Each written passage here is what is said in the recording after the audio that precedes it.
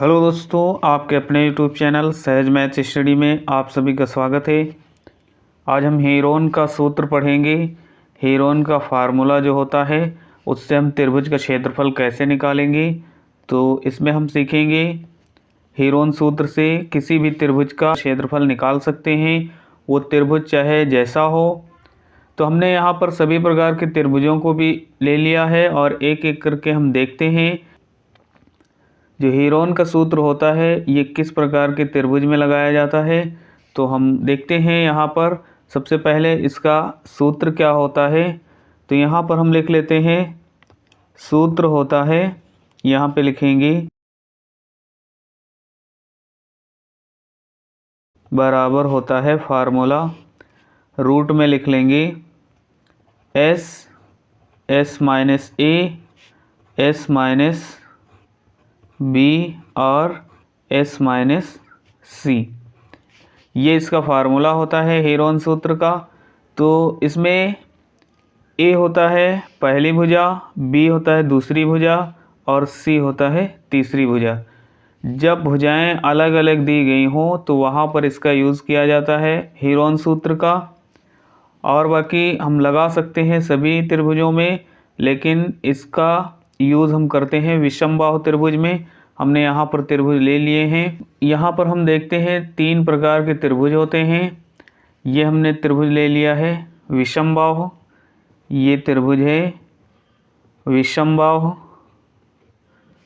और ये त्रिभुज है समबाहु त्रिभुज, और यहाँ पर हमने ये वाला त्रिभुज लिया है समद्विबाहु त्रिभुज, समद्विबाहु त्रिभुज। तो जिसकी 2 भुजाएं बराबर होती हैं उसे समद्विबाहु त्रिभुज कहते हैं। जिसकी सभी भुजाएं बराबर होती हैं उसको समबाहु त्रिभुज कहा जाता है। और जिसकी कोई भी भुजा बराबर ना हो उसको विषमबाहु त्रिभुज कहते हैं। जैसे यहाँ पर ये 16 है, ये 30 है और ये 34 है। तो इन 3 प्रकार के त्रिभुजों को अलग अलग इनका जब क्षेत्रफल निकालना होता है तो सभी के लिए अलग अलग फार्मूला होता है। तो यहाँ पर अगर हम इसका क्षेत्रफल निकालते हैं तो इसके लिए हम फार्मूला रखते हैं 1/2। जब यहाँ पर ऊंचाई दी गई होगी तो 1/2 आधार और गुणे ऊंचाई, ये फार्मूला रखते हैं क्षेत्रफल के लिए। और जब समबाहु त्रिभुज का क्षेत्रफल निकालना होगा तो इसके लिए फार्मूला होता है रूट में 3/4 और गुणे ये हो जाएगा भुजा स्क्वायर। और जब विषमबाहु त्रिभुज होगा तो इसके लिए हमको हेरोन सूत्र को रखना होगा, जो कि अभी हमने देखा था। तो हेरोन सूत्र से इसको हम किस प्रकार से सॉल्व करेंगे, तो देखते हैं हेरोन सूत्र से इसको कैसे सॉल्व किया जाएगा। हेरोन सूत्र होता है रूट में s और s माइनस a एक ब्रैकेट में होगा, s माइनस b दूसरे ब्रैकेट में और s माइनस c ये तीसरे ब्रैकेट में होगा। और यहाँ पर कोई निशान नहीं तो गुणे का निशान, इन सभी के बीच में गुणे का निशान होगा। तो s क्या है, a क्या है, b क्या है, c क्या है, तो इसको हम समझते हैं। तो यहाँ पर a होता है पहली भुजा, b होता है दूसरी भुजा, c होता है तीसरी भुजा। जो पहली भुजा है उसको a कहेंगे, दूसरी भुजा है उसको b कहेंगे, तीसरी भुजा को c कहेंगे। इसमें हम पहली, दूसरी, तीसरी कोई भी मान सकते हैं। इसको a माना है, इसको b और इसको c। हम इसको भी a और इसको b और इसको c मान सकते हैं, इसमें कोई अंतर नहीं है, कुछ भी हम मान सकते हैं। तो a, b और c ये तीनों भुजाएं होती हैं। और s जो होता है ये होता है इस त्रिभुज की अर्ध परिमाप। तो सबसे पहले हम देखते हैं इसकी अर्ध परिमाप क्या है, जिसे सेमी पेरीमीटर कहते हैं, इसलिए इसको s से दर्शाते हैं। तो यहाँ पर हम देख लेते हैं इसका परिमाप क्या है और उसके बाद s निकालेंगे तो होता है अर्ध परिमाप। तो देखते हैं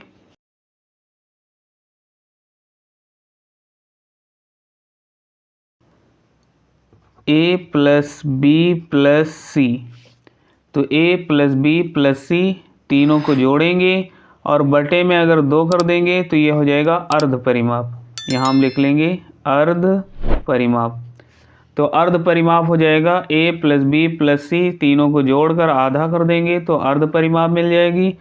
तो यहाँ पर a हमने देखा पहली भुजा है 16 और प्लस b है दूसरी भुजा 30 और प्लस c है तीसरी भुजा 34। यहाँ पर बटे में है 2 लिख लेंगे। अब इसको हम जब सॉल्व करेंगे तो यहाँ पर 30 और 30 60, 60 और 4 64 हो जाएगा, 64 और 6 हो जाएगा 70, 70 और 10 80 हो जाएगा। तो यहाँ पर हमको मिल चुका है 80 और बटे में 2 है तो लिखेंगे 2, 2 एकम 2, 2 चौको 8, ये 0 बढ़ाया, यहाँ पर हमको मिल जाता है 40 सेंटीमीटर। ये S मिल जाता है तो S बराबर मिल गया 40 सेंटीमीटर। अब हमको इसका क्षेत्रफल निकालना है।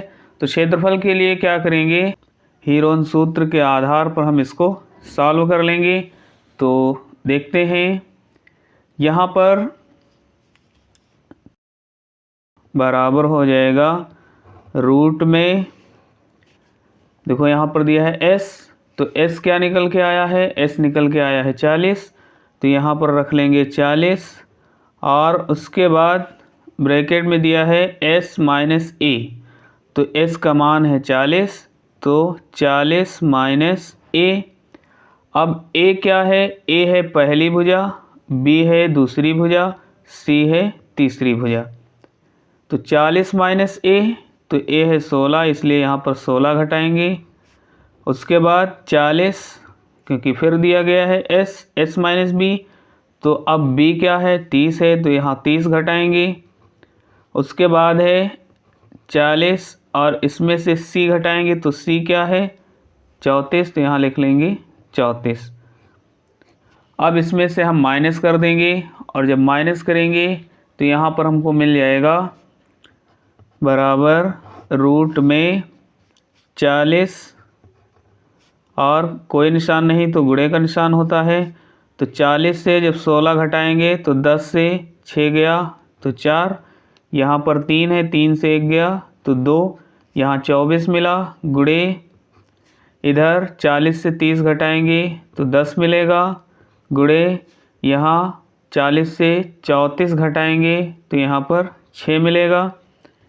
अब ये सभी गुणे में दिया गया है, तो रूट से ये संख्याएं बाहर कब आएंगी, जिसका जिसका जोड़ा बन रहा होगा वो संख्या रूट से बाहर आ जाएगी, उसका वर्गमूल निकल जाएगा। रूट का मतलब ही होता है जो संख्याएं रूट में दी गई हैं उसका वर्गमूल निकाला जाए। तो जिसका जोड़ा बन जाएगा वो रूट से बाहर हो जाएगा। तो यहाँ पर हम देखते हैं इन सभी के अभाज्य गुणनखंड निकालेंगे। तो यहाँ जो 40 दिया है 40 को हम लिख सकते हैं जैसे 40, तो ये हो जाएगा 2 दूनी 4, फिर 2 दहम 20, 2 पंची 10 और उसके बाद 5 एकम 5, तो 5 दूनी 10 दूना 20 दूना 40। तो यहाँ हम लिख सकते हैं 40 की जगह पर, यहाँ से लिख लेते हैं 40 की जगह पर हम लिख सकते हैं 2 गुणे 2 गुणे 2, 2 दूनी 4 दूनी 8 और पंचे 40।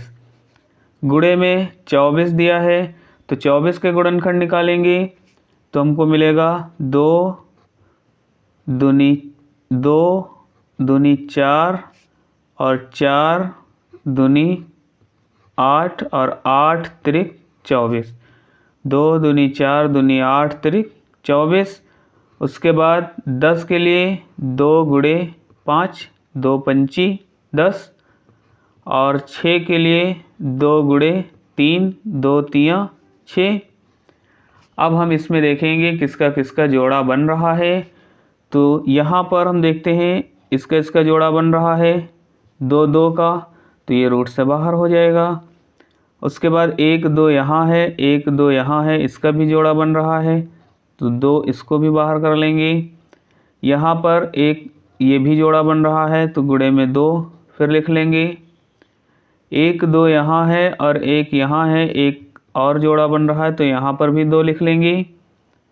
उसके बाद देखते हैं 5 यहाँ है और 5 यहाँ है, इसका भी जोड़ा बन रहा है तो यहाँ 5 लिख लेंगे।